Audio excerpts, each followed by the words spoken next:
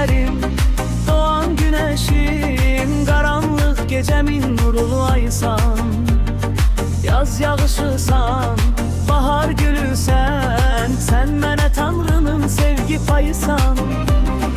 Lap olsun şaxtalı soyuq qış ayı, bir ilin dörd fəsili sənlə gözəldir. Sensiz zamanımda, sensiz anımda, xəyalım gözümün önünə gəldi. Çox təəssüf yanına gələ bilmirəm, sən mənim daima ürəyimdəsən. Görmək istəyirəm, görə bilmirəm, hər gecə arzumda, diləyimdəsən. Çox təəssüf yanına gələ bilmirəm, sən mənim daima ürəyimdəsən. Görmək istəyirəm, görə bilmirəm, hər gecə arzumda, diləyimdəsən.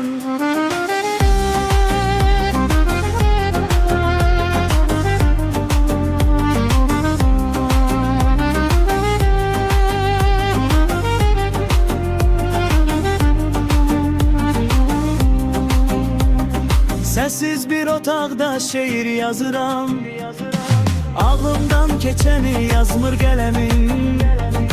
Elə bir içimdən kimsə danışır, ürəkdən gələni yazır qələmi. Çox təəssüf yanına gələ bilmirəm, sən mənim daima ürəyimdəsən. Görmək istəyirəm, görə bilmirəm, hər gecə arzumda, diləyimdəsən. Çox təəssüf yanına gələ bilmirəm, sən mənim daima ürəyimdəsən. Görmək istəyirəm, görə bilmirəm, hər gecə arzumda, diləyimdəsən.